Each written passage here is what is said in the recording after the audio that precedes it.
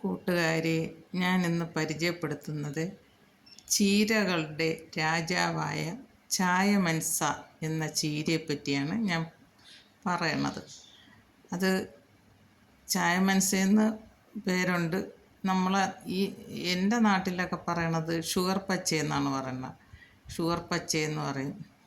പിന്നെ ഇതാണെങ്കിൽ മരിച്ചിനീര ഇല പോലെ ഒക്കെ ഒരു വലിയ ഇലയായിട്ടിരിക്കും. ഇത് മരിച്ചിനി കമ്പൊടിച്ച് നടും പോലെ നട്ടാൽ മതി. ഇത് വേലിയിലൊക്കെ നട്ട് പിടിപ്പിച്ചാലും കാട് പോലെ പൊടിക്കും. കമ്പൊടിച്ചൊടിച്ച് നട്ടാൽ മതി. ഇതാണ് ഈ ചീരയുടെ പ്രത്യേകത. ഇതിൻ്റെ തളിരിലയാണ് നമ്മൾ കറി വയ്ക്കാൻ ഉപയോഗിക്കുന്നത്. തളിരില അത് പറിച്ച് കട്ടി കുറച്ചരിഞ്ഞ് ഇത്തിരി നേരം ഇതിൽ ഒരു ചെറിയ കറയുണ്ട്. മരിച്ചിനീര ഇല ഒടിക്കുമ്പം പോലെയുള്ള ഒരു കറ ഇതിലും വരും. അത് ഇത്തിരി നേരം അരിഞ്ഞ് വെള്ളത്തിൽ ഇട്ട്, ഞാൻ വയ്ക്കണത് ഇങ്ങനെയാണ്, വെള്ളത്തിൽ ഇട്ടിട്ട് ഊറ്റി വയ്ക്കും. ഊറ്റി വെച്ചിട്ട് കുറച്ച് ചെറുപയർ വേവിക്കും. ചെറുപയർ ഒരു അര വേവാകുമ്പോഴത്തേക്ക് ചീര കൂടെ അതിലിട്ട് വേവിക്കും.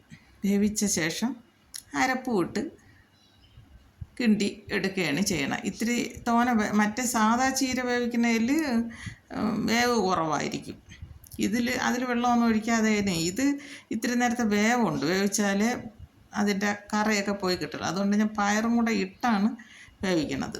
അങ്ങനെയാണ് ഞാൻ തോരൻ വെച്ചെടുക്കണം. എന്നിട്ട് വെന്ത് കഴിയുമ്പം കടുവറുത്ത് ഇളക്കിയെടുക്കണം. സൂപ്പർ ചീരയാണ്, നല്ലതാണ്. ഷുഗറുകാർക്കൊക്കെ കഴിക്കാൻ പറ്റിയ ഒരു ചീരയാണ്.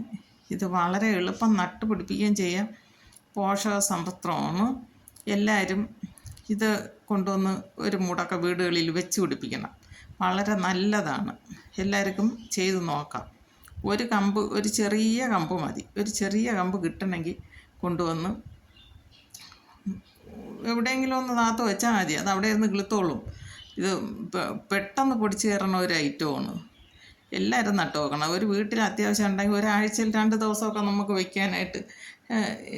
ഇത് 2 ദിവസം, ഒരാഴ്ച 2 ദിവസം, ഞാൻ 2 ദിവസം വയ്ക്കും. അതുപോലെ എല്ലാവരും ഒന്ന് വെച്ച് നോക്കണം. 2 ദിവസമൊക്കെ എടുക്കാം. ബാക്കിയുള്ള ദിവസം എനിക്ക് വേറെ ചീരകളൊക്കെ ഉണ്ട്. അപ്പോൾ എന്നും എടുക്കില്ല. ഒരാഴ്ച 2 ദിവസം ഞാൻ ഇതെടുക്കും. ഇതുപോലെ എല്ലാവരും നട്ട് വെക്കണം. ഇത് ഞാൻ ഒടിച്ച് കമ്പ് വേനലായി ഉണങ്ങിയൊക്കെ നിന്ന് മഴ വരുന്നപ്പോൾ ഞാൻ കമ്പ് ഒടിച്ച് അങ്ങ് കളഞ്ഞു. അപ്പോൾ ഇത് തറയിൽ കിടന്ന് തന്നെ പൊടിച്ച് വന്നു. അതിൽ നിന്നൊരു ചെറിയ കമ്പ് ഞാൻ ഇത് കാണിക്കണമെന്നുണ്ട്. ഇത് ഇത്രയുള്ളൊരു ചെറിയ കമ്പ് ഒടിച്ച് തറയിൽ ഊന്നി വെച്ച് അതിൽ പൊടിച്ച് വന്നോളൂ. ഈ തറയിൽ ഒടിച്ചിട്ടത് പോലും അവിടെ മണ്ണിൽ കുഴിച്ച് വെച്ചില്ല. തറയിൽ കിടന്നതാ വേര് വന്നിരിക്കണണ്ട. ഇതുപോലെ എല്ലാവരും ചെയ്ത് നോക്കണം. എൻ്റെ ഈ വീഡിയോ ഇഷ്ടമായെങ്കിൽ ലൈക്ക് ചെയ്യണം, ഷെയർ ചെയ്യണം, സബ്സ്ക്രൈബ് ചെയ്യണം. ഇതുപോലെയൊക്കെ എല്ലാവരും നട്ടു. ഇത് പെട്ടെന്ന് പൊടിക്കും. എവിടെ കൊണ്ട് കളഞ്ഞാലും ഇത് തറയിലാണ്, മണ്ണിൽ കുഴിച്ച് വെച്ചതല്ല. എന്നിരുന്നാലും അതിൽ വേര് വന്നത് കണ്ട.